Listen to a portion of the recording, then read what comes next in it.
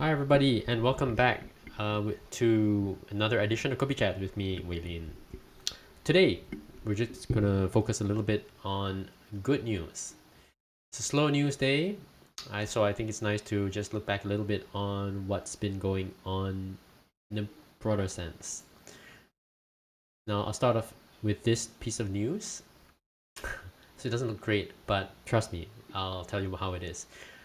So last week, the Ministry of Higher Education in Malaysia announced that all university and college classes are 100% online. At the same time, they declared that all the new student intake and registration is postponed. They're all postponed because of COVID.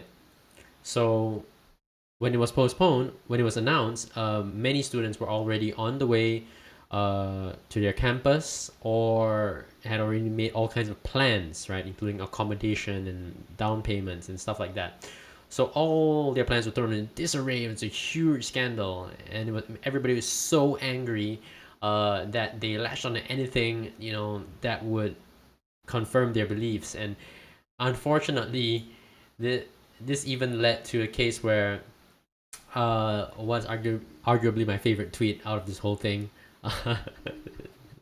To be the target of everyone's anger. They turn it back on the Ministry of Higher Education.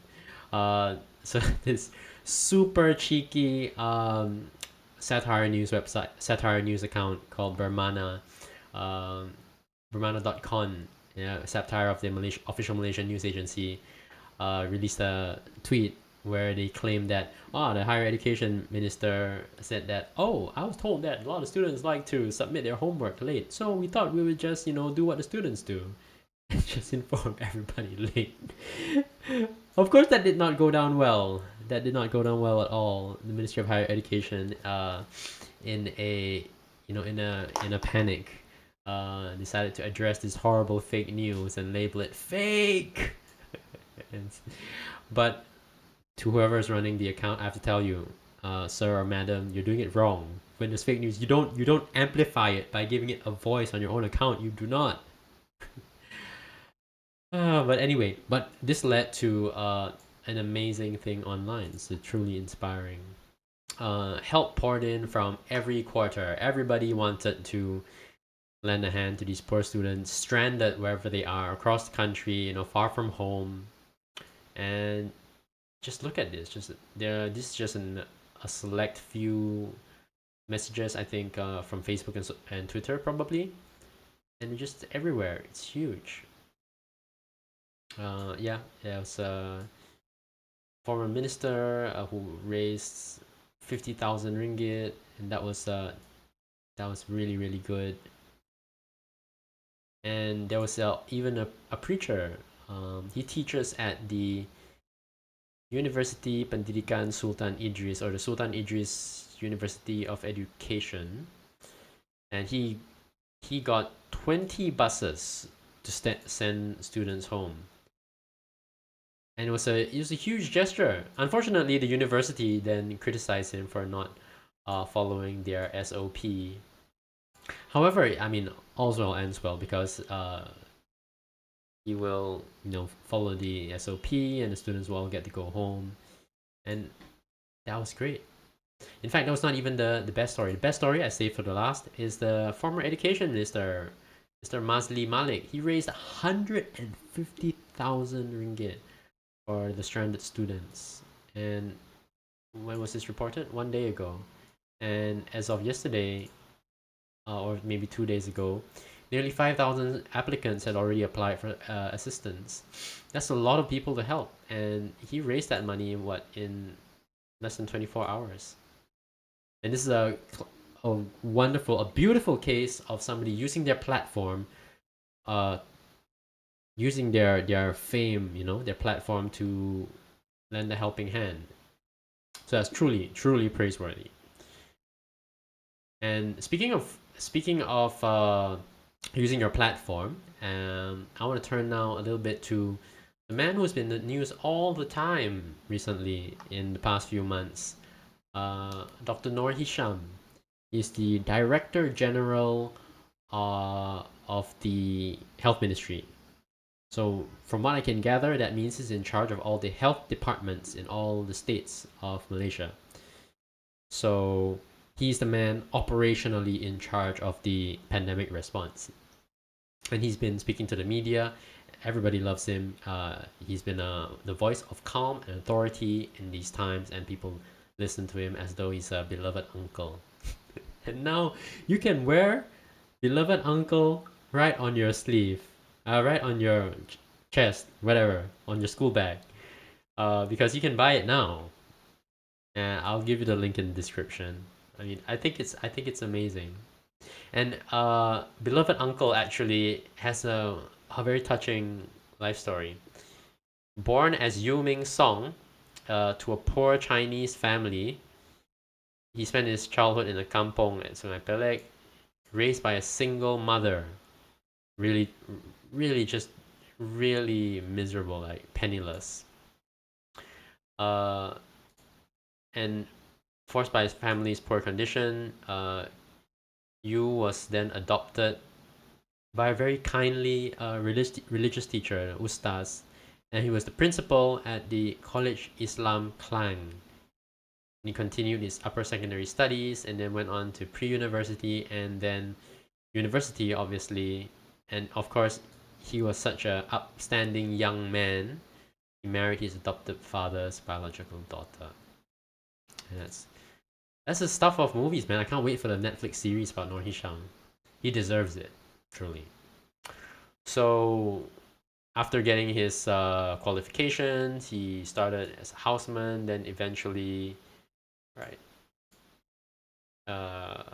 took on the role of head and senior consultant of breast and endocrine surgery. So he's always been practicing medicine, and then he became the Deputy Director General of Health in 2008, later Director General of Health.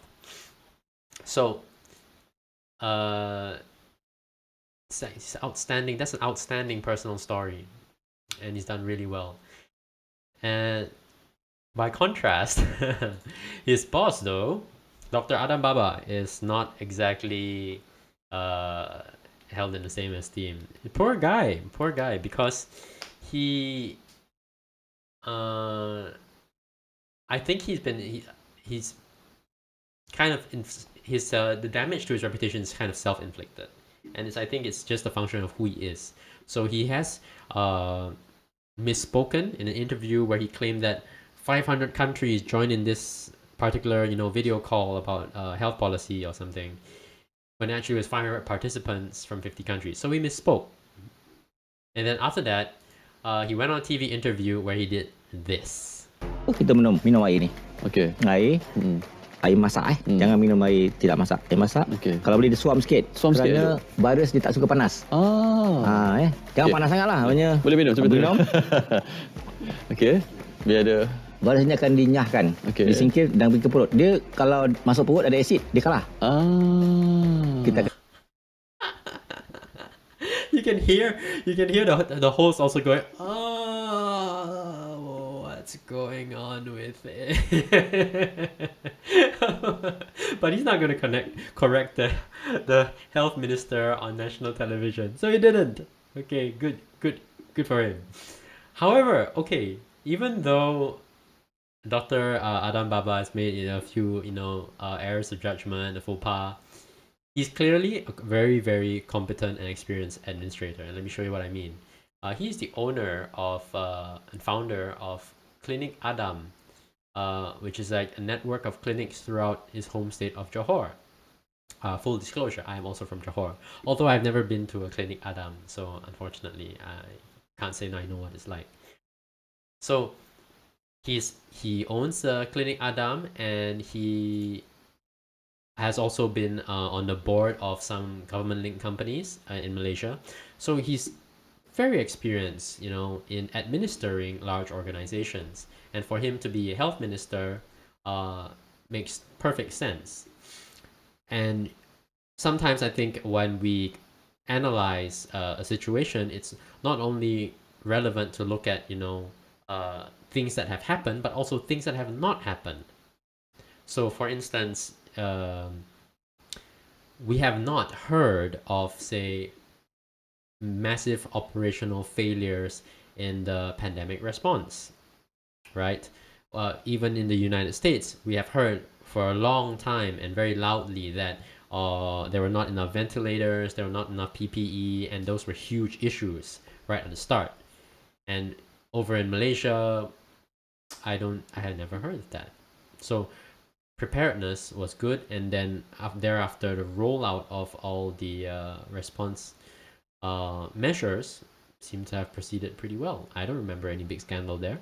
So unless I'm totally wrong, if so, please remind me in the comments. Otherwise, I think it was pretty good, and I think it's borne out by the figures. So look at this. This is case fatality rates over time for various countries that I put on this chart. See, UK started off with a very high fatality rate over 15%. Sweden, which decided to not do the lockdown route, they also started off with a pretty severe case fatality rate, which has come down over time. Canada, lower. France come down a lot. They've improved tremendously. New Zealand started low and stayed low, and Malaysia also started low and stayed even lower. So considering that New Zealand is effectively an island, whereas Malaysia, we're connected to Thailand, we're connected to Indonesia, I would argue that Malaysia has done an even better job. Now, before, I know it's very easy to for us as Malaysians to look at this and think, no, I don't believe that. I mean, come on, Malaysia is not that good. I would remind you that before the pandemic, over in October 2019, the Economist Intelligence Unit ranked Malaysia's pandemic preparedness ahead of Singapore, which is remarkable because there are very few things for which you would say that Malaysia is ahead of Singapore. But I think the pandemic response has really shown that this is really the case, right? So those are the things that I wanted to share with you today. I wanted to remind you that we are a nation of terrific people helping each other in times of crisis, and that we have been really good at preparing for pandemics as well as dealing with the pandemics. All the gaffes notwithstanding, we've got a very good team, excellent administrator, and excellent communicator in Dr. Noor Hisham. So in case you're not feeling good about the situation, in case you're affected by the Ministry of Higher Education's policy announcements, I'll let you know that things will get better. We are already moving in the right direction and will continue to do so. So keep your spirits up. Take care. Talk to you again soon. Bye-bye.